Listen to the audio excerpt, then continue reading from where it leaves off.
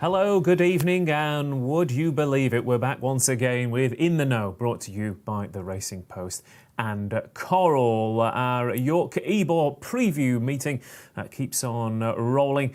2 days down, 2 days to go. And my name is Ross Brierley, and I will be steering this ship, hopefully, towards a few more winners and away from a few icebergs, which we managed to hit this afternoon. But it was a pretty difficult day, unless you were all aboard Snowfall. Of course, she brought up the Oaks treble with the Yorkshire version this afternoon in pretty decisive fashion.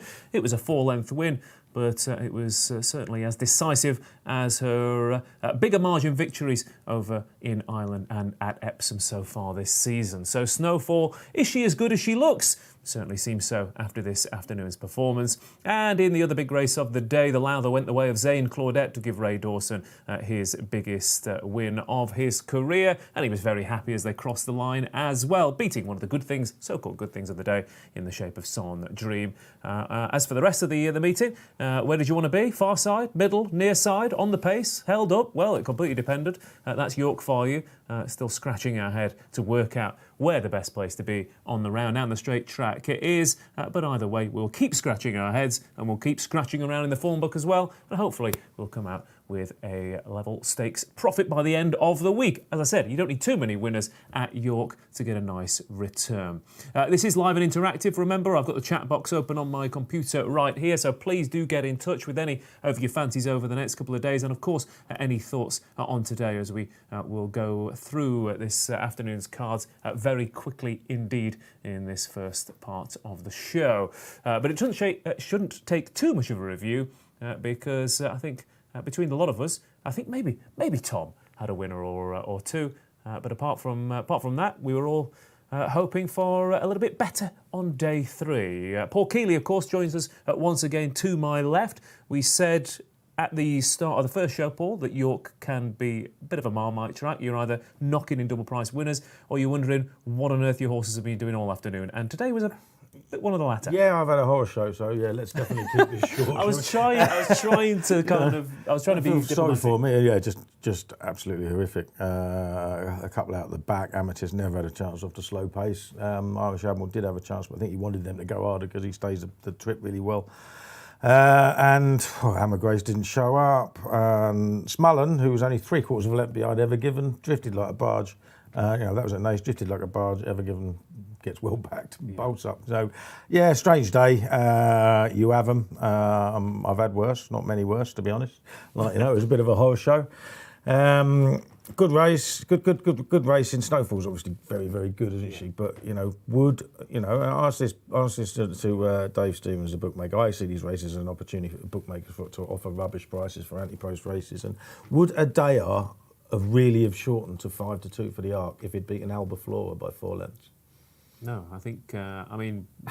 You wouldn't have thought so, would you? I mean, plenty of horses have beat Albaflora by 4. Oh, exactly, yeah. I mean, she'd be beating 100 yards in an Arc, wouldn't she? You know what I mean? Don't get me wrong, Snowfall's done it easily. She's good. The time was really good. She's a top class, but you need to be wary, Paul, because, your Mishriff comments yesterday... Exactly, exactly, yeah. But, 5-2 for the Arc's a dreadful price, isn't it? I mean, it doesn't mean she can't win it, but it's a dreadful price right now. Wait until she turns up, she gets stall 19 of 20 against 8 other Group 1 winners, and you'll be thinking, I got 5-2, Yeah, that's if she even goes. Of course, it's.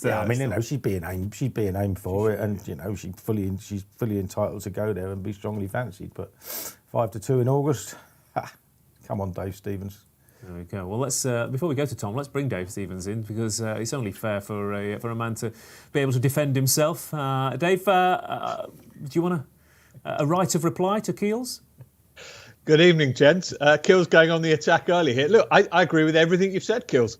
Horse past the post. We're on a WhatsApp group internally. What are we doing with the Arc? I thought unchanged actually would have been fair. It was 7-2. You can get 9-2 about a Dayar. For me, there's no contest. I think a Dayar his form is far superior and everything we've seen. Look, as you said, Keels, she's clearly brilliant, but we still don't know how good she is, and we possibly won't until that first Sunday in October. But look, if she's short enough, that means that others are going to be bigger prices. So she did what she had to do. Look, she won by 4 lengths. Of course, she was a subject of a special, 9-4 to win by more than 3.5 lengths. She did that with Wonderful tonight in the field. And the other big filly today was obviously one that got beat with Sondrine. She was beaten by a length, so you do get your money back on her up to a tenner for a free bet. In terms of the 1,000 guineas, though, Zane Claudette 20-1.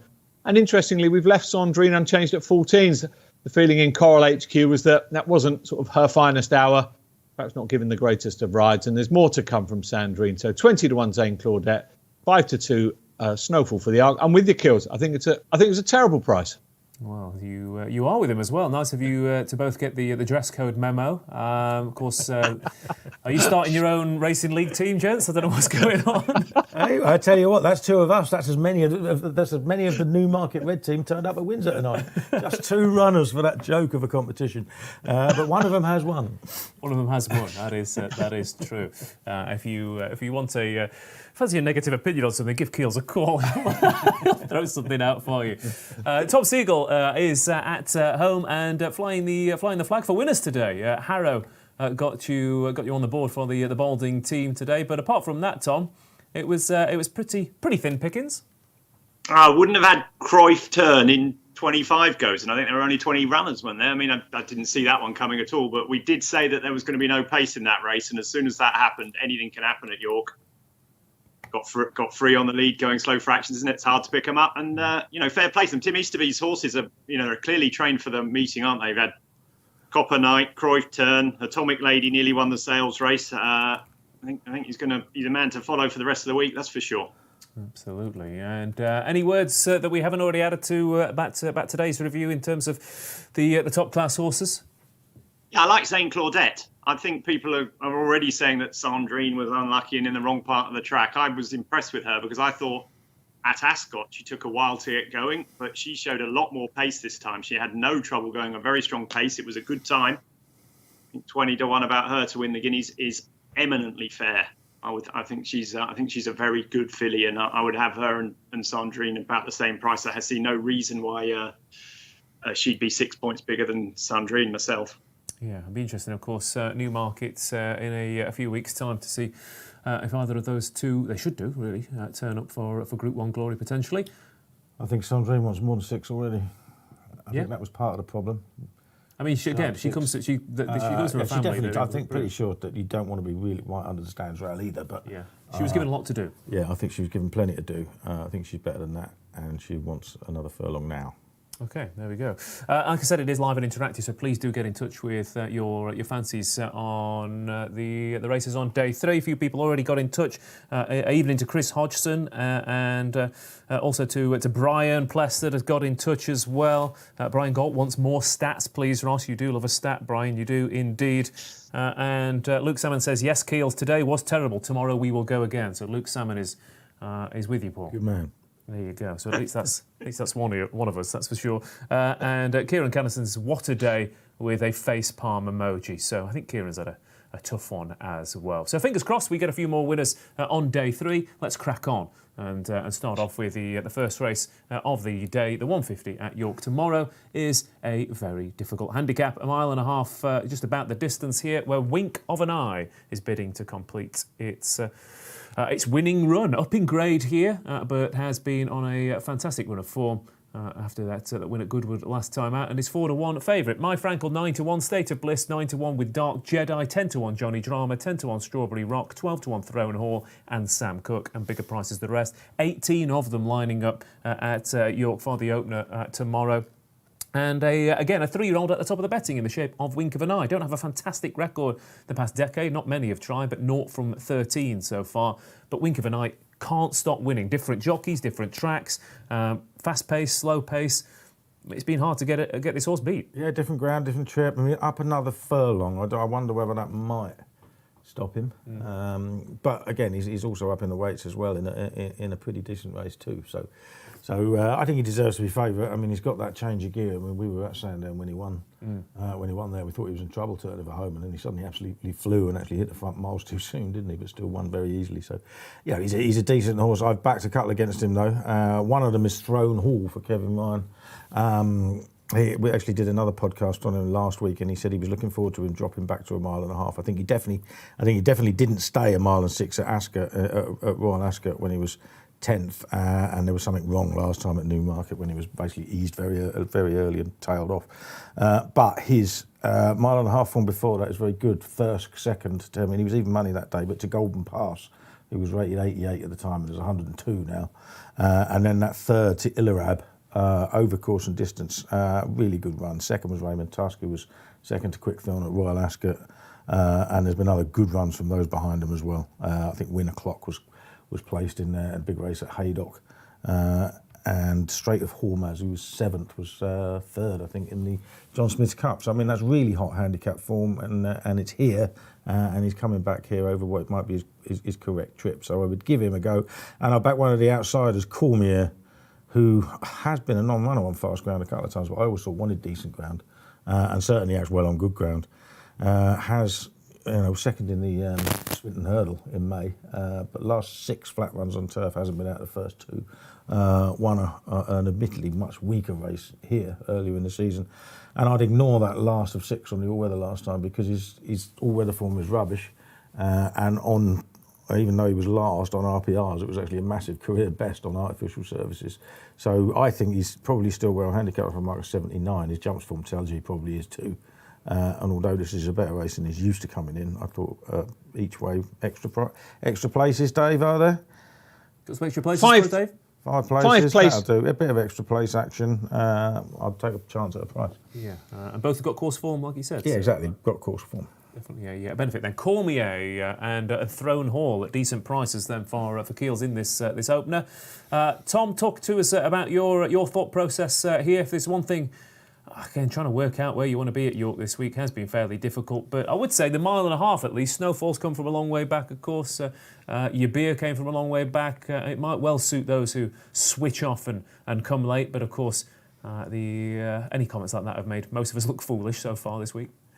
Yeah, it'd just be about the pace, won't it? I mean, once again, it was like yesterday's race. I think Mark Johnson's horse will go on, State of Bliss, but he didn't make the running at Ascot last time. He's a 3-year-old. He's worse off with the weights, despite Wink of an Eye beating him at Goodwood. The only negative I've got about Wink of the Eye is the ground. I think it's going to be quite quick tomorrow if they don't water the time. Very fast today. I know he won on fast ground at Haydock, but that is Haydock fast ground, and no one actually knows what the ground is at Haydock ever. So. And then the last 3 improved runs, that was off a mark of 70. Now it's 3 wins subsequent to that, all been on soft ground. Now he's up to 91, back on fast ground, 21 pounds higher than the last time he ran on it. I'd be slightly wary of that. He's Baidu Barwi out of a Nayef mare. That strikes me as soft ground pedigree, 100%. Now, I know he's won an issue himself. State of Bliss, I think, has a chance of turning the tables, but I wanted to, I think in these York handicaps, you want to play right at the front of the market where they all know we're going to win like every one of those. We want to play some bonkers one out the back. And I quite like Dark Jedi. I know he's back today. So I thought a double figure price about the horse that was second in the race last year, was 4th in the John Smith Cup last year. Loves York. All of his rip and wins worked out pretty well. The last race of Gymcrack the other day by 3 lengths. I forget his run at the last time he got trapped out wide in quite a decent race, actually. But I just think he's going to run well. He's Tim Easterby. If you go back to his stable for the start of the season, this was the horse he had down to the start, one to get into the evening.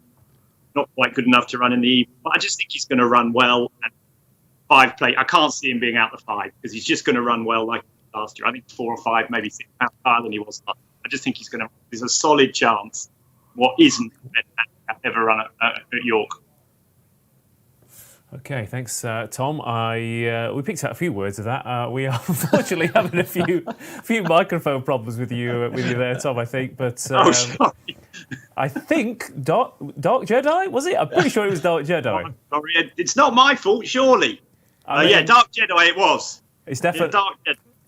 One thing I do know, Tom, is it's definitely not my fault, and it's nice to be absolutely 100% sure of that. But Dark Jedi, who has got some good form and big runs here, 4th in the John Smith's Cup, as you said, 2nd. You could have said all this, I don't know. 2nd in this last year off lower mark, and like you said, that rip and form, plenty of winners out of that as well. David Stevens sat at home. For a man who's also joining us from Skype, I wouldn't laugh too much, David, because at any moment your internet could drop out as well. No, I was playing with my earphones all through that because I couldn't work out if it was at my end or not. So I'm glad it was actually at Tom's end, and hopefully you can all hear this, although maybe you'd be better off not. Look, wink of an eye is a worthy favourite. Understand what Tom says about the ground, and also Kealy saying, I mean, he should get this trip, but at some point you think this winning run is going to come to an end. The handicap is going to get a grip of him, but he's been backed. He's 4-1 from 5-1. Dark Jedi, which we think was the one Tom fancies, that's been well back, 16-12, now 9-1. I thought Hugo Palmer's Strawberry Rock had a chance of draw of 17 is not ideal for this Windsor winner, second at Newmarket last time. And Andrew Balding, of course, has got Johnny Drama. Andrew got on the score sheet today with Harrow, and he's the subject of our first price boost of the evening. Will Andrew Balding train a double tomorrow? Well, indeed, more than 2 winners tomorrow. It was 2-1, now 5-2 about an Andrew Balding double tomorrow. So Johnny Drama, the first of a host of good chances for Andrew tomorrow. Yeah, he looks like he's got a cracking chance tomorrow, doesn't he? As he said, 5-2 out from 2-1. Andrew Balding, 2 winners. And Johnny Drama, Spanish Mission, of course, Berkshire Shadow. Chill. He's also got a fancy in the Convivial in the shape of Hu Mal. And then Kealy and Dejame Parso as well. So loads of single-figure chances for Andrew Balding in tomorrow's races. Wink of an eye then, 4-1 for the opener tomorrow. Just a quick word on a couple of others. You mentioned Strawberry Rock. Who I think might have a chance from a wide draw if it's not too much of a negative coming home late. And also just a quick word on Sam Cook, who I can't work out if he's completely lost the plot. I don't know. I mean, he actually settled last time at Ascot. It just didn't seem... he nearly got put through the rail coming into the... He did. I don't think he's the sort of horse that wants anything to go wrong, that's for sure. Yeah. You know what I mean? But he's talented, isn't he? And he's definitely miles better than that mark if he puts it all together. So it wouldn't at all surprise you if he win. I mean, you know, I almost fell for him at Ascot last time. So, 12-1 it is a big price for a course winner who is a long way, you know, is now really, really well handicapped. He is, yeah. But I mean, they popped the hood on him twice. They've taken the hood off again today. So, well, that's a bit of a worry because if they don't go any pace, he'd be going bad again, won't he? I don't think they can quite work out what to do with him, but he does have plenty of ability.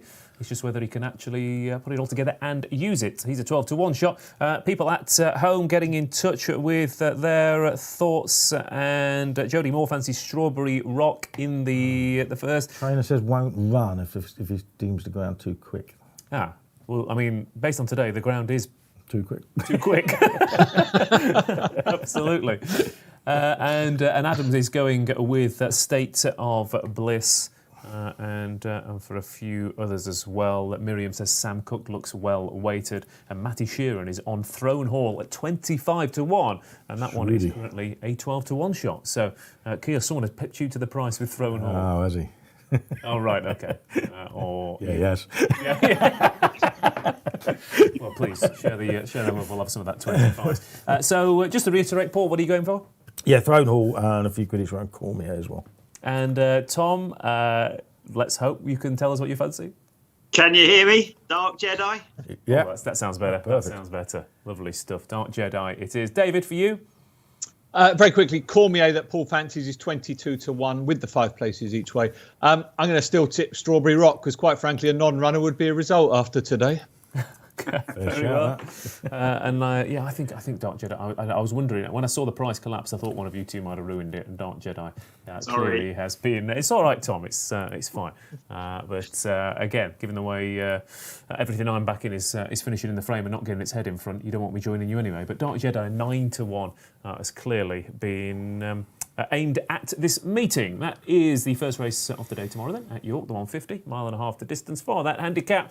And we're up in trip for the second race of the day. It's a small but select field here for the Lonsdale Cup. And we have 3 classy stayers battling it out and a couple more to maybe make up the market to boot. But Stradivarius versus Truchan, finally, in theory, 5-4 Stradivarius, 11-4 Truchan, and in between those two is Spanish Mission at 5-2, Stratavis 12s, and the Grand Vizier at 40-1. We just cut to Paul there because he is shaking his head, and if Wonderful Tonight ran today, surely Truchan can run. Yeah, I know. We've got a quote now, though. We've sent him up today, but if it stays dry and goes to good to firm, he won't run. I mean, that's pretty standout comment, that, isn't it? He ain't going to run, is he? So what do we want?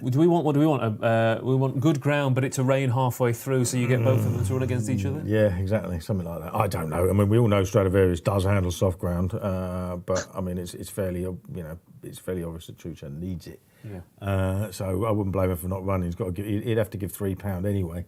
I'd fancy him to do it on soft ground, definitely, even if Stradivarius actually, because I think Truchan is now the better horse, because I don't think Stradivarius is as good as he was. But I also think he's better than Spanish Mission and should have finished ahead of him in the Gold Cup, and he's 4 from 4 at York, so I think he'll win, because Truchan won't be running anyway. So that's my opinion on that race. Can we move on? There's only 5 runners, isn't there? There's only 5 runners. Yeah, that's about 20 about short it, of what isn't it? Keels likes to get stuck into. But normally, Tom, a small field staying race wouldn't be a kettle of fish, as it were. But I think Spanish Mission has got an absolute blinding chance here. I disagree with my left honourable friend here. I think Spanish Mission was the last one off the bridle. He went 3 wide round the bend at Ascot. He came home really well. He's bolted up at the track. Yard in fantastic form. A lot to like, I thought. Yeah, I'm with you, Ross. I think Spanish Mission will win this. I don't think Truchan's won it. What I want to know is whether Dave Stevens has got an enhanced distance special. Yes. Due to the fact whether Truchan will run or not, because he was so on top of it yesterday. I'd like to know what the score is there. Yes, and the breaking news is I actually know now that obviously last night we had Wonderful Tonight, perhaps not running. That was in the event she did, but I said to the compilers afterwards, look, what are we doing on these distance specials if there's a big non-runner? And they said, we'll just have to suck it up. So Stradivarius, Tom, by more than 2 lengths, winning this 7-2 from 3-1, and that's with or without Truchan. So yes, Stradivarius more than 2 lengths, 7-2. So we suck it up even if Truchan doesn't run. History. It's the worst prize in history. No one's going to back that. It's not. First of all, it's not going to win. Secondly, if it does win, it's going to win by very far. It never does. Right now, listen. I was happy. 10 I was happy to take the criticism over Snowfall's Arc Price because I agree with you. But come on, Truchan's coming out. You're going to have an odds-on shot, 7-2 to win by 2. Come on, you want everything. So Spanish Mission will beat him anyway. So do we have Spanish Mission to win by 2 lengths? Yeah, I'd like a bit of that if that's possible, David. Quick, get James on the phone again. Listen, Spanish Mission, for what it's worth, I'm in your camp as well on that. So, yeah. I mean, that's it. Stradivarius by 2 lengths at least, then, isn't it? Are you not a Spanish Mission fan, Mr. Kealy? I'm not a fan. I just think that he got Stradivarius got an awful ride at Ascot. Yeah. And I think he's better than that. I just don't think he's better than Truchan anymore. But I still think he's probably better than Spanish Mission.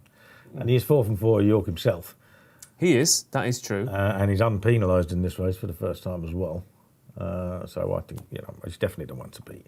Okay. Stradivarius then 5-4, or if you fancy him to win by more than 2 lengths, he's 7-2 out from 3-1. As I said, Truchan unlikely to run. Spanish Mission is 5-2 for the Balding team, which it's making that. I mean, you might not fancy that price boost, but the earlier one about the Andrew Balding double looks quite tempting the more I look at this card. Quick word on Stratum or the Grand Vizier. I mean, if it turns down to a 4-runner race, there's quite a bit of prize money on the table for trailing home 10 lengths fourth, isn't there, Tom? Yeah, I think Stratum. I mean, the Grand Vizier will he run? He surely wants soft ground too. Well, he'd plod around and pick up a bit of money, wouldn't he? Yeah. But Stratum's not a bad horse, is he? I mean, he won at Ascot pretty easily, didn't he, the Queen Alexandra? Obviously, it's a long way off this. But he's run well at York before. The form was worked out well, didn't he? Because calling the Windhack Cup at Goodwood.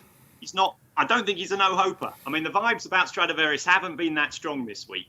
They really haven't. I mean, normally 5-4 about him in a race like this, at this stage, with Truchan, a likely runner, you'd expect him to be long odds on, and he's not. But then the prices this week have been so weird, haven't they? I mean, how Snowfall was the price she was, and how Mishriff were the price he was. I didn't quite understand. So maybe he'll win, but I wouldn't rule out Stratum, but I mean, he's going to finish third probably, isn't he? Okay, just a couple of stats. No winner older than 6 in this race for 15 years, which counts against Stradivarius, of course. But there was a golden period between 1999 and 2006 where Solaric, Persian Punch, Boreas Millenary and Sergeant Cecil all won it age 7 or older, Keels. So sometimes you can teach an old dog new tricks. Short-term trends, aren't they? Very short-term trends, yeah. Well, I mean, those 7 years were were wonderful. Yeah, I mean, stayers hang. A lot of good stayers hang around forever, don't they? Like, you know what I mean? But then we get, you get certain years where you get very good horses come in, and other years where these races aren't so good in it, and that's when the old horses can come up. Now we've got a very good old horse still in training. Does his age bother you at all? Oh, really? No. No? I don't see why it should. I don't think he's quite as good as he was, but I mean, you see. Is that not the point? If he's getting a bit older, I don't think he's quite as good as he was, but I mean, but as good as he was at his absolute peak is a lot better than these, and I still think he's better than Spanish Mission. It's such a shutdown there. I don't see why it should. Absolutely not. Fair enough. Okay, so what wins? I don't know, what's it again? Stradivarius. Stradivarius. I better be careful because Paul does have a history of violins. Anyway, and for God's sake, call yourself a comedian, man. Occasionally. And Tom, what wins the Lonsdale? Spanish Mission for me. Spanish Mission it is, and I'm with you, and I'm hopefully Jesus will agree with us somewhere at home as well. David, what about you? I'm still reeling from that look that Keels has just given you. I've not seen a look like that since Kieran Fallon used to stare at the wonderful look. I'm just glad I'm not in the studio. Spanish Mission will win this. Lovely stuff. Spanish Mission will win this. I agree. A few people at home. Kieran Caddison, Spanish Mission has a massive chance. Scott Innes thinks Strad wins. Who else have we got? Nijinsky says if Truchan comes out, Stradivarius will still not go odds on by the time of the off. I think, yep, I'm pretty sure I've read that right. And Connor Patton says Stratum with 4 exclamation marks. So good luck with that. That's the Lonsdale Cup then tomorrow. Small field, but it could be an interesting tactical affair for sure. From one extreme to another then, we've got some old stayers and some young sprinters in the 3 o'clock. The Gymcrack Stakes, Group 2 for the juveniles. And much like today, we've got a horse at the top of the betting who has barely put a foot wrong, but that didn't stop Sandrine getting beaten this afternoon in the Fillies event. So let's see if Lusail can find something to pip him in the Colts. He's 9-4, Lusail. Berkshire Shadow is 7-2. Fearby is 5-1. Vintage Claret's 8s. Arazio is also 8s. 14-1 Eldrick Jones and Giza Sub. And it is 18-1 bar those. Lusail has only been beaten once, Tom. That was in soft ground, and the form looks pretty good in hindsight as well. Again, he is the one who is setting the standard here, but as the juvenile contests go through the season, it does get a little bit harder to uphold that high summer form. Yeah, I'm not convinced his form's that much better than Berkshire Shadows, to be honest. I know Racing Post ratings have Berkshire Shadow a pound in front. I think they're both set the standard on what they've done at. Obviously, Berkshire Shadow won the Coventry. I think he had a big draw advantage that day, but he ran a right in soft ground. I think the drop back to 6 furlongs on fast ground will suit him. Lusail, I thought he just got the run of the race at Newmarket. Don't love him, really. I think both of them can be taken on. I think they're under their penalties. I just don't think the juvenile form at this year so far is any good at all. And I think they're all much of a muchness, and they keep beating each other. So I wanted to go somewhere else today. I thought the one I liked was Charlie Hill's horse, Arazio. He was really impressive at Windsor on his debut. And then he went to Newbury and he was backed off the board. Started 9-4 favourite to win a listed race that day. Now, it wasn't the best listed race ever. It wasn't bad, and the time was pretty good. And he got struck into at the start. He came out the stalls a bit wonky and got bumped into the start and took a fearful whack. And I know they came back with a big cut on his leg, and they were very keen to give him a crack at this. This has always been his race, the Gymcrack. They've been training him at it, aiming him at it all season. I thought Caravaggio on fast ground. I thought he was the one that could cause an upset, getting the £3 off the 2 at the top. Be honest. The others look much of a muchness. I thought Giza Sub is better than he showed at Goodwood last time, and so is probably Fearby. But they're not brilliant horses, these. They're good horses. They're not brilliant, and I think something a little bit less exposed can beat them. For me, it would be Arazio for Charlie Hills and William Buick. Also, I should mention that Berkshire Shadow's in 11 as well, which is, while it's not insurmountable, as we saw with the Clive Cox horse in the sprint, who ran really well from a high draw. It's not the best place to be, I wouldn't have thought. So under his penalty, I wanted to take him on. Arazio would do for me. Yeah, Berkshire Shadow in box 11 is a 7-2 shot. Lusail then 9-4, and Arazio the pick. And like you said, Tom, it was Pretty green indeed in that listed race and should definitely improve for that. Of course, beaten by Katora, though, who was well behind Berkshire Shadow at Ascot. Of course, it's never that simple, especially with juveniles. Paul, do you think that the two summer group winners are going to uphold the form, or is there something under the radar? I prefer Berkshire Shadow, like Tom, to Lucille. I think it would definitely appreciate going back on faster ground. But they've both got that £3 penalty to give away. Mm-hmm. And like Tom said, I don't think they're a mile ahead of all the others. I can see the case for Razzie. I can see the case for Giza Sub.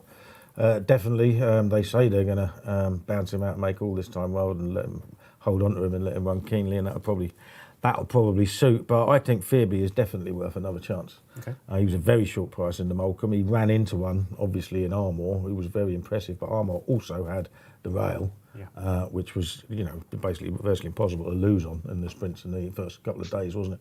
Yeah. And Fearby was in the middle, and he was travelling well for a while. Then he seemed to get a little bit out of pace, and then he ran on again. And it tells me that he's going to improve again. Remember that his really impressive piece of form was at Sandown, which is completely different to Goodwood, isn't it? It's all uphill rather than all downhill. And it was a stiff, and I think it was 5.5 furlongs when he won at Wetherby on fast ground.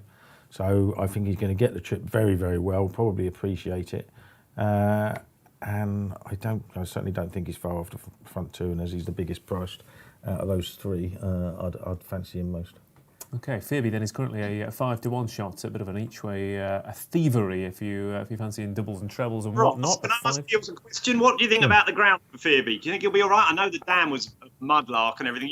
I think he seemed to handle it fine. I did go back and watch that Wetherby race. He seemed to handle it fine. He's probably got a little bit of action, and obviously it wasn't the best race in the world. But I mean, he seemed to quicken up nicely in the end, as soon as he hit the front, and I thought he'd be fine on it. Cool. There you go. Cool. Succinct with the thoughts there on Fearby's chances on the ground. Other horses to mention, we should mention definitely Giza Sub a little bit more, Tom, because Kevin Ryan again has such a good record in this. He's won this 3 times in the past 10 years, and of course with decent horses, Bogart, Blaine. So Giza Sub definitely has a little bit of a squeak. Can we have a quick word on Eldrick Jones as well? There's an engine there, but I'm not sure about mentally, Tom. Yeah, I think he's gone the wrong way temperamentally, Eldrick Jones. I mean, he was really good at Ascot, wasn't he, from a dodgy draw there. Sort of looked like the horse to take out of it, but he was slowly away, wasn't he, behind Lucille, and then he got loose before the start of Goodwood. If he bounces back, he's definitely in there. Give Us a Sub is interesting because the form of his Pontefract win has worked out really quite well, hasn't it, with the third running so well, San Maximus behind Lucille in the July Stakes, and also he ran really well here on his debut behind Bosch, didn't he? Just touched off. He was in front before and after the line. Really unlucky not to win on his debut. So he could easily bounce back. He was a breeze-up horse. He was a good breeze-up horse without being a brilliant one. In fact, the best breeze-up horse in the race was Twilight Sun for Michael O'Callaghan, who was a real big eye-catcher behind Go Bears Go in Ireland 2 starts ago, and then sort of fluffed his lines a bit last time. I wouldn't be surprised if he bounces back. But Give Us a Sub is definitely interesting because I'm pretty sure they're going to go on with him, and he might be sort of a hard Kevin Ryan horse to catch on the Knavesmire. Yeah, and he's in box 4 as well, so it could be the pace on the low numbers. Okay, an open Gymcrack, then Lucille 9-4, Berkshire Shadow 7-2, Fearby 5-1, and then it's 8-1 Bar. David, tell us about what you've got up your sleeve here. There seems to be a bit of money for Berkshire Shadow overnight, of course, who is one of those Balding horses involved in the special. Indeed, yeah. If you fancy those Andrew Balding horses, 5-2 the double. I think they'll be closer come race time as well, Lucille and Berkshire Shadow. But good news, Kills. Good news. I'm in the Fearby camp. I think he's interesting going up a furlong. Armour, who beat him at Goodwood, is 3-1 favourite for Sunday's Pre-Morney, the Group 1 at Deauville. So we rate that Molecombe performance highly. Yeah, I'm in the Fearby camp. But as I say, I don't think there'll be much between Lucille and Berkshire Shadow come race time. Okay. Just a quick word on a huge price as well. I don't think it'll necessarily win, but Last Crusader, what prices are you, David? The Clipper Logistics 2-year-olds this year, they've had 6 2-year-olds run so far. They've all won. And, of course, they do like a winner, as does the Yard on the Knavesmire. Yeah, nibbled at slightly, was 25-1, now 22-1. 3 places each way in this one. But, yeah, Last Crusader, a little bit of support for him. Okay, so open stuff then. What wins the Gymcrack ball? Fearby it is, currently a 5-1 shot. Tom? I'll take a chance on a Razio or a Razio. Okay, Razio then is an 8-1 shot. David? Another vote for Phoebe. Okay, and I'm gonna go against you. I think Lonsdale does set a fairly decent standard here. He obviously beat Asymmetric, who's beat a few horses as well at Goodwood. His only disappointment was behind Angel Blur on soft ground, but obviously that one's won at Goodwood as well. So I think 9-4 about Lonsdale isn't too bad, but plenty will be snapping at his heels for the Gymcrack. Quick rattle down the comments, see if anyone fancies anything at home. Connor Patton, 5 exclamation marks to agree with Tom with a Razio. And Jodie Moore is on Eldrick Jones each way. And Christopher Swift says Berkshire Shadow found the golden highway up the rail at Ascot, and he's pretty sure that Vintage Clarets will turn that form around. Of course, he's an 8-1 shot for Richard Fye. That's the Gymcrack then. Moving on. And we've got an even faster bunch of horses for the feature on day 3 at York. Of course, it is the Nunthorpe Stakes, another Group 1 for you to get stuck into. Very different to the Group 1s we've seen so far in the Naesmire this week. And let's be honest, it's a cracking renewal of the Nunthorpe this year. Suesa and Golden Pal are 11-4 joint favourites. Winter Power 5-1. Dragon Symbol 6. And then a jump out to Arecibo and Mossgill at 18-1, 22-1 Liberty Beach, 25-1 Chill Chill, and bigger prices. The rest, Tom, you're the purist in the group, and you might not necessarily be a sprint king, but nice to see a race that isn't dominated by a Batarche or something like that, and you can actually get a decent price about whatever you fancy. Yeah, I like this race as a betting medium, Ross. I think there's reasons to take on the front 2 in the market, and there's probably not that much between them all anyway. Golden Pal, I don't quite get the price because he hasn't got any form. On Racing Post ratings, on all rating systems, he's got £10 a fine with a few of these, and yet he's the favourite this up today. Don't quite see it. Might have a good draw. Might be a wonder horse. Got to prove it for me. That's not the type of horse I like to back at York in a Nunthorpe.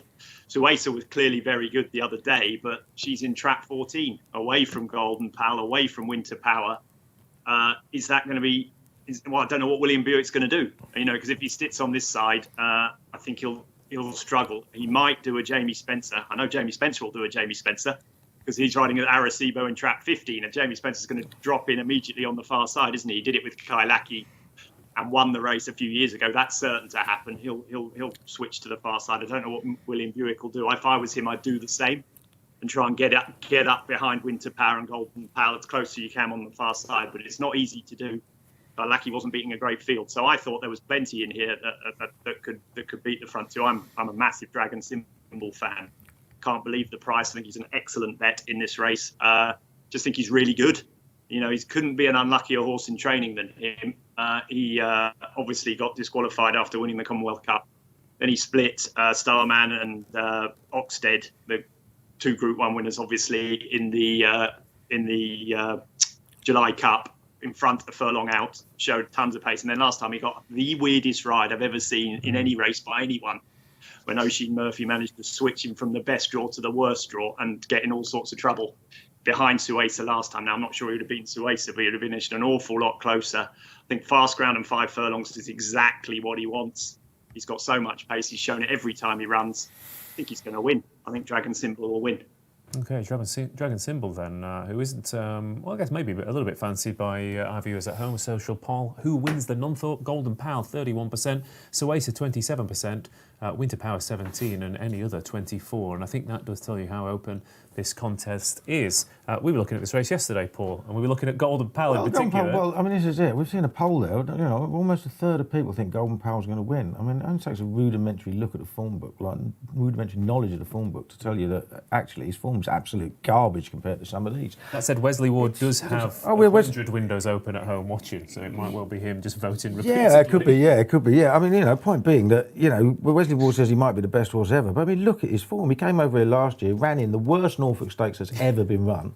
The winner, the Learjet, is 0 from 8 since and has just had his nuts cut off. Right, and the third was last of 12 in an all-weather handicap with a mark of 74 last month. And the favourite was Eye of Heaven that day. He's now rated 75 and finished last at Redcar. Exactly, it's absolute rubbish form, right? He goes back to America, he wins a Mickey Mouse race, then he wins the Breeders' Cup Juvenile Turf, and because it's got Breeders' Cup on it, you think it's a good race. It's the worst race at the Breeders' Cup every year. You better believe it was third. He's 100 to 1 shot. He was only beaten two lengths or so. And the runner-up, who was only beaten 3/4 of that, is 0 from 4 since. So why is he this price? Why is he? Because there's loads of talk about him being brilliantly fast. He won a Mickey Mouse race at 5 on last time, beat a 36 to 1 shot. He'd finished last time out by just 3 lengths. I mean, what is going on? You found him. You're quite keen on it. You're quite. Well, I'm ramping it up. When he goes 10 to 1, which he should be, I might have a couple of quid. But I mean, what a ridiculous price this horse is. You know what he's going to do though. That's the thing at York. He's going to be going as hell for leather for that first 4 Yeah, exactly. But he'll probably trade odds on. The problem is just not far outside him is Winter Power, who is very hard to restrain. And if he goes, she's going to want to go because that's how she is. Now, I really liked her a little while ago, Winter Power, but I do think they are just going to set it up for something to finish. And I can see where Tom's coming from. I mean, I had a good bet on Dragon Symbol at York, and wasn't best pleased. And I think he's right, but I've just got to go for a couple of outsiders here that are going to be ridden cold, and one of them is going to be Arecibo, Jamie Spencer, because I think he's going to. Go back to riding him cold, like he did in the Kingstown when he rushed through and beat all bar Oxted. He was practically on the speed at Goodwood. Well, it was ridiculous, wasn't it? I mean, at Sandown he hit the front miles too soon. I mean, imagine running at a stiff Sandown and being on a horse like Arecibo and taking it up just outside the furlong pole. And he shot a level or so clear, and obviously that was it. He's a bit quirky sort, isn't he? But he has become incredibly talented, and he was tugging like mad, wasn't he, at Goodwood? But he saw the front far too soon, and he actually got no cover at all, did he? He did nothing in front of him for most of the race. So I think they're going to ride him cold. He'll come through. Whether he can come through and beat all the really good horses is another matter. But I think he'll grab a share of the spoils somewhere along the way. Sueza, I think is the best horse in the race if she handles fast ground, and she's never been on it. Again, it's an unknown rather than a negative, but when you don't know and you've got a favourite and it's drawn the wrong side, like Tom said, you can find reasons for thinking, well, I'll back something else. And the other one I found interesting, I've backed a couple of times, is Chilled, because I think she travels really well. She wants fast ground. She's never run at 5 furlongs, and she's done a winning at 6, but I think she's pretty fast, and I think she might go well. And again, she's in stall 3, so she's between the real speed horses, and she might like it if she's fast enough. But I think those two will be finishing, and we say all along, you get these short races at York, and it's best to be on the speed. But at the end of the day, if they go too fast anywhere, they'll stop. And there's serious potential for that to happen here. Okay, plenty of speed then in the Nunthorpe, unsurprisingly. Just a few things to mention. We've got the market's entirely dominated by 3-year-olds, but past 10 years, 36 runners and only 1 winner and 5 places. So plenty of them try their hand. Of course, we do have Chipotle ironing up as well, 2-year-olds. Obviously, it's been a while since we saw a winner. Kingsgate Native and Lyric Fantasy, of course, taking this race as a juvenile at 0 wins, but 1 horse sneaking into a place in the past 10 years from only 4 runners. Obviously, it's a fairly rare occasion to see a 2-year-old in here. Michael Dodds has a good record in this as well. 2 wins and 2 places from 6 runners. Mabs Cross, Kayamoro, Mecca's Angel. Kayamoro didn't run particularly well last time out, but does love this track. David, one who I think Moss Gill's a bet here. This horse absolutely loves York. Second, first, third and second at the track. He's run to RPRs of 112 and 114 3 times at this track, which would have got you placed in any of the last 5 Nunthorpes. And he's drawn in the absolute perfect position. Please tell me, how many places, David? How many places? It's only 3 places in this one. I was hoping for 4. He's 18 to 1 today. He'll finish 4th, won't he? You mentioned Chipotle there, the 2-year-old. He's been nibbled at actually 40, 33 down to 25 to 1. But just going back to the head of the betting, I mean, Sueza, as Paul says, we don't know she won't go on this ground, but we just don't know at this stage. She was brilliant at Goodwood, albeit Dragon Symbol. I was another one on him that day and wasn't the finest ride he was ever given. But Golden Pal, I mean, he's favourite because Wesley Ward is telling everyone he's the fastest horse he's ever trained. He's got Frankie Dettori on board, and I suppose the one real positive is he is drawn 1. And it's a race clearly that Wesley Ward has sort of been trying to win for a few years. All that means that they're there to be taken on, I think, the two at the head of the betting. And I'm afraid, Tom, it's this time I'm siding with you and Dragon Symbol and hoping that we can recoup the Goodwood losses. Oh, no. God, what could be worse? Now, Keels, I've got a question for you. What price would Amor be in this race if he was lining up? I don't know. Probably shorter, but probably a good deal shorter than Chipotle. I thought he'd be about 10 or 12 to 1. Yeah. Probably. And I thought Chipotle was quite a big price at 40 to 1, really, considering they raced next to each other at Royal Ascot. The only time Chipotle has had a lightning fast pace and fast ground. Yeah, that's what he wants, isn't it? Yeah, he wants fast ground. That's what he wants. He ran a really good time that day. The figures boys are, and I don't think he's a no-hoper, the 2-year-old getting all the weight. I could see him running really well. He's got cheek pieces on, Holly Doyle on. He gets all the weight. He's going to get exactly the setup he wants. His form coming into this is not far off what Kingsgate Native had shown. Might even be a little bit better than what Kingsgate Native showed. Now, this might be a little bit better race. But even the stats, on the official ratings, getting all the weight he does, he's not a 40 to 1 shot. And I wouldn't put people off having a few quid on him each way as well. Because this isn't a if the two at the top blow out, the rest we're talking about, you're talking about Arecibo, who I agree with you is an interesting horse, or Moskill or whatever. They don't set a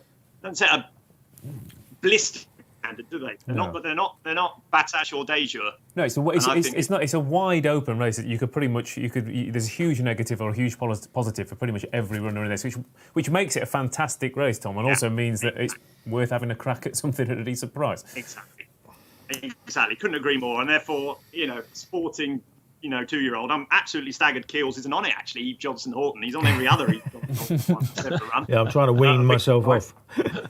Hey? I'm trying to wean myself off. He's laying off the spicy food. You shouldn't. You've had so much luck with I know. Tips that you should, But I think he might run all right. I'm Spudder agrees. He says you're 100% correct, Tom. So he's with that one. Other horses involved on the viewers at home. Dakota Goal. We haven't even mentioned Dakota Goal. He loves this track. Miriam thinks he'll have a cracking chance. Richard Murphy says a brilliant each-way bet is Dragon Symbol. Can't see him out of the places. Of course, he's not been out of the places, has he? He's only started racing back in the winter, and he's having his 9th run of the season. Golden Pal has been overhyped, says Kieran Catterson. And what else have we got? Yeah, of course, Kieran says, what did Wesley do at Royal Ascot? This is the thing, Wesley Ward, he might talk his horses up, but the only race he's won is in the stewards' room. Well, we know you know what it's like with these Americans, don't you? They're all bullish, aren't they? Yeah. They've all done their best of course, work. Look at who he's owned by. And they're proper They're PR men as well, you know what I mean, as well. They know how to talk, but They do. Future sires in mind. Yeah, exactly, yeah. OK, we'll wrap up the Nunthorpe then with the winner, Paul. I'm going to go Arecibo each way. OK, Tom? Yeah, I think Dragon Symbol will win, but I'll have a few quid on the 2-year-old as well, Chip Postle. OK, Moss Gill each way for the Bethel team for me. And David? Dragon Symbol for me, and just a reminder that Chipotle is being backed. OK, lovely stuff. So if you fancy it, get on now. That is the feature race of the third day of the Ebor meeting then. And we've got 3 more, though, to work our way through, starting with the 410, the Convivial Maiden. Of course, a very valuable maiden indeed. 36 grand to the winner. And this year we've got quite a lot of horses with decent form. But Broad Spear is heading the betting here at 9 to 4. Velasquez 11 to 2. Huyar Mal 6s. Dawn of Liberation 7s. Vintage Choice 8s. 9 to 1 Brazilian Beach. 10 to 1 Sharvara and 11 to 1 Bar Those. And we've got some horses at double figure prices who have shown some pretty decent form. Over the past 10 years, we've only had 2 renewals of this race have been won by newcomers. And we've got plenty of horses who set a decent standard. But none more so, I think, than Broad Spear, Tom, who comes from a good family. He's related to Dundonnell, who won the Acomb a few years ago for the Charlton Yard, and he ran a cracker on debut. Yeah, Broad Spear wins. Move on, Ross. No problems there. He ran a great race at sort of way too fast, too soon. They did too much too soon. Allowed it for some horse to come off the back. Seattle King. That one ran 4th in the listed race. Roger Varian won this race a couple of years ago. Malathem. Very similar type horse, went on to win the Jersey. I think Broad Spear will win this, no problem. Broadspear it is. Bullish, Tom, at home on a 9-4. Yeah, I mean, there's an amount of guesswork involved in the maiden, isn't there? But I mean, it was a really good run. And all he's done since is sit at home and get entries in the Champagne Stakes, the Royal Lodge and the Dewhurst.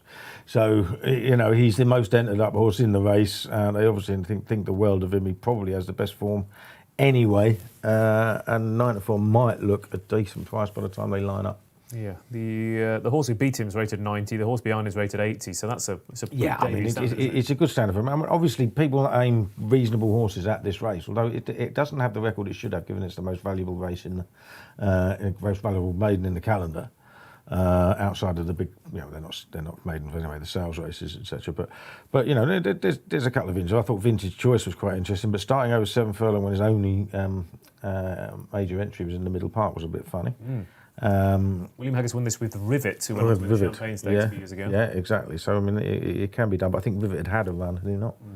But I looked at Vintage Choice's pedigree. The yard won with Half Sister Crystal Fizz on debut. All the winning relatives won as a 2-year-old, and 3 of the 4 of them on debut. So it's a very precocious pedigree. Yeah, absolutely. Yeah. I mean, it was one of the ones that, you know, that hit me of the newcomers. Well, it was the one that hit me of the newcomers, but he's probably going to have to run a pretty big figure to win this maiden first time out. Okay, so we may have given a slightly short shrift, I guess, to the maiden, because there are plenty of horses in it's here. A maiden. It is, but it's a good one, isn't it? Yeah, the Goodwood maidens were a bit here and there. It is a good maiden, but it is largely about guesswork, isn't it? Yeah. Yes, it is. How much are they going to come on? So I mean, you know, can't waste that much time on that. We've got 2 great handicaps coming up. Fair enough. Well, in that case, I'll just run through a few very quickly then. Dawn of Liberation, nice debut at Newbury from the family of Tormore and Estegar, and Velasquez from a good family as well. And I thought a huge prize here, David, but Killern, massive run on debut, I thought, at Goodwood, completely missed the brakes, throwing its head around. I have no idea how this horse finished 6th. I'm sure it will be a handicap project in time, but I think it's about 33-40 to 1 or something like that. So I thought Killern could be interesting at a big price. Yeah, he's 25 to 1 in there at the moment. I thought Dawn of Liberation, again, it's very hard to be as pragmatic. Well, Tom's obviously very bullish about Broadspear, but I thought Dawn of Liberation's 3rd at Newbury looks pretty decent. But Kills has got 2 winners for us in the last 2, so let's move on. Okay, here we go. What wins the Convivial, Tom? Broadspear will win that. Lovely stuff, Paul. Yep. I agree as well. David? Dawn of Liberation each way. Oh, I thought we were going to get our first clean sweep. Have we ever had a clean sweep of agreement? I doubt it very much. I doubt it very much as well. No, we haven't. No, you've ruined it there, David. And a few others. Brazilian Beach says Connor. Velasquez. Frankie's nickname is Velasquez, apparently says Nijinsky. Lovely little fact there as he's riding him. And that's about it. Move on, says my producer. Thanks, Rob.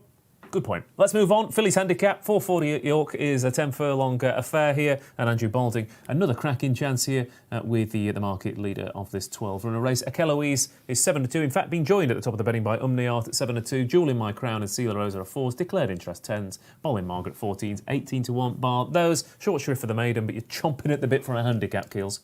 I was having a look at this, and the one that, because Dermot Wells got such a good record, I looked straight at Umniart, but I went further down and I just saw it. Jewel in My Crown. We all know that Ray Guest is a dab hand at improving fillies, and she's won 3 of her last 4. And if you look at her race at Nottingham last time, she came from the back against a filly that had made her own sedate pace up front and pulled 4 lengths clear of the Western. And she actually went past her like she was standing still. Probably idled a little bit afterwards, but I shouldn't use idled. I don't believe in that term. But you know, she did it easily, and from a horse that had everything possibly go well on a track that also suits front runners, Nottingham as well.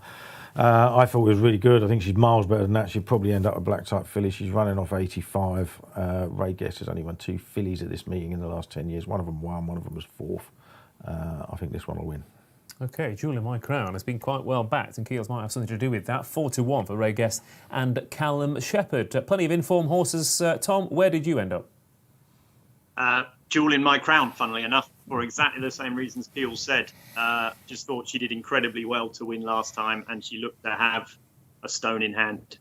And, as Keel pointed out, Ray Guest in these top races, is a dab hand. She will definitely do for me. Umniat is quite interesting, the fact that she's coming over, but Emma Grace came over today, didn't she, and didn't really raise a gallop. So tell me about that. Oh, sorry, Keels. But so I don't know what to expect from her. The Fav has, she's in good form, and the Baldings keep having winners everywhere they go. Every time I look up, it's another winner for the Baldings. Another great day for the Baldings, as they say. And she's improving, but I don't think she's as well handicapped as Jewel in My Crown, and she's definitely the one for me too.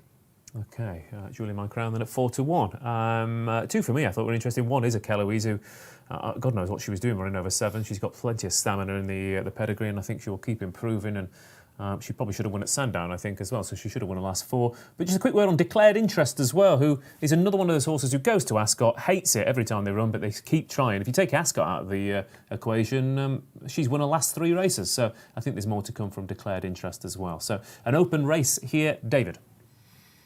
Yeah, 4 places each way in this Fillies handicap. Umniat has been a mover. I mean, it is that whole thing. We think Dermot Wild isn't sending them over just for a day out. She did take 8 goes to get her head in front, though. I mean, she was very consistent, it should be said, in the previous 7 runs. I just like the William Haggas filly here, Sela Rosa. She was second in a good race at Doncaster, then went and won at Redcar. Hasn't quite been the week we expected for William Haggas so far, but only halfway through, so plenty of time for him to turn it around. Absolutely. Okay, that's the Fillies handicap. Then fancies on the chat. Umniat, interesting for Darren Walker. Luke says Sela Rosa let him down for a treble one day, so he's hoping that one doesn't win. And Tom Leach says, "Who's sick of York? It's impossible." There we go. So Tom Leach is very much in the positive. Wasn't me. That wasn't me. I can see you typing away there, Mr. Segal, at home. Well, if you're sick of York, we've still got one more race to go. So let's move on then to the 5:10, the final race on the card on day 3 of the Ebor meeting. It's a mile handicap here, and Royal Fleet is 130 favourite, Wishar 9-2, Star of Orion 13-2, Dejame Passo 8s, Aldari 8s, Rifleman 17-2, Marsabid 11s, King Triton 12s, and bigger prices the rest. 2 questions for you, Keels. First off, what do you fancy? And second off, Royal Fleet. Is he a genius or a madman? Can't quite work this horse out. I don't know, but he's got a first-time hood and he is unbeaten, and you can see why he's favoured ahead of the market. But funny, it goes to show how strong this 3-year-old race could potentially be, because Star of Orion was anti-post favourite for the Clipper Logistics, didn't get in, and is only 3rd favourite for a race against his own age group. Obviously second to Daniel last time at Ascot is good, but I have taken a massive flyer with a complete outsider called Abduction. Now, when he ran first time out this season, well, he looked very promising last year. When he ran first time out this season, he was a really, really big eye catcher at Pontefract. He was a big drifter in the betting. Flew home, only just got touched off by Music Society. He was now £10 higher. The runner-up, the third, has won its next 2 Corinthia night. And is £8 higher, and Abduction since then has looked as though 6 furlong was way too quick for him. He didn't actually run that badly at Newmarket, but he was eased very early. He got outpaced at halfway at Goodwood on bottomless ground. I don't think that was him. If you look at his pedigree, he's got 3 siblings who all won at a mile. I think he's crying out for a trip. If he comes back to that Ponty form, then he's very well handicapped off the same mark. And I will take a chance with him. Richard Fahey has booked Holly Doyle. I'm sure he could have booked any number of Northern jockeys up there on 8 stone 1. She doesn't ride very much for him. Her last ride was second in a group, second to asymmetric in the group race at Goodwood last time at 16-1. It's 50-1 now, Abduction. I've been nibbling away all day. And he keeps drifting. But yeah, I'm having a go. I just think that could be a very, very big price. Okay, Abduction then it is at a huge price. Tom, do you have anything to match a 50-1 poke? Definitely, I don't have one to match a 50-1 poke. Royal Fleet was a huge eye catcher, I thought, at Newmarket. He ran the race upside down, didn't he? He did everything wrong and still won. I hate hoods, though. I'm not a Batman fan at all. I think that hoods are an absolute do things wrong in their races. So I don't want to be with Royal Fleet with a first-time hood from Trap 16. Thank you very much. The favourite, even though I was really impressed with him at Newmarket. I just thought that, once again, stick with what you know, the Baldings, the Gimo Passo or whatever it's called, ran one here in a canter. He's up in the weights, but we know he likes to track. We know he's going to stay very well. Got lots in his favour. He'll do for me. Okay, there you go. Digi may pass. I mean, I don't know either, but it might be Diame Passo. I don't know. Maybe Jesus could get in touch and let us know. But 8-1 for the Bolting team. Just before we come to you, David, this has been a huge draw race since it started. The only horse to win from double figures was My Dreamboat, who A was a Group 1 horse in time, and B came down the far side rail anyway. Apart from that, 5-3, 2-5, 3-3 and 2 in the draw. Some very nice horses have won this. Brunch, Pogo, the aforementioned My Dreamboat. So you do probably have to be a listed or group horse to win this, and there are quite a few in here. We'll come to you, David, and I would like a price on Raderbarg. I'm taking the mick out of Tom for not being able to pronounce horses, but I'm not sure that one can either.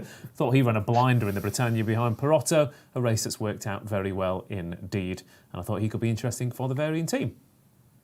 Yeah, I know his price because he's my selection as well, Ross. When I was looking at this earlier, he was 8-1. He's now 16-1. So word is out that you and I fancy it. That's clearly the impact we have on the markets, mate. We certainly do. I'm with you. I mean, he won 3 in a row. Obviously, went up 11 for that.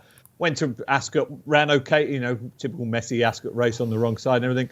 And I'm willing to give him another go. As I say, 16-1. Abduction kills. We are taking notice of you. He's 33-1 from 50-1 with us. And just to mention, obviously, for the Jim Crowley blog, he had the choice, obviously, of Wishart and Aldari. He's gone for Wishart. That one has shortened to 9-2. Aldari's gone the other way. But yeah, Raderbarg, 5 places each way, 16-1. As Kills always tells us, don't be put off by them drifting. Go in again. Absolutely. And you're going in again on? Yeah, Abduction. Abduction it is. Tom, for the finale? The one with the Spanish name, Ross, that you quite rightly picked me up on. The Jame Passo. Lovely stuff. David, we're agreeing with Raderbarg, I think, and a few people at home fancying Marsabit, Connor Patton and Jodie Moore. That brings the show pretty much to a close then on the penultimate day of York Farr, the Ebor meeting. But we can't let you go, as ever, without giving the naps of day 3. Tom, I will come to you first. What's the best bet on day 3? Dragon Symbol for me, Ross. Dragon Symbol it is for Tom. Keels?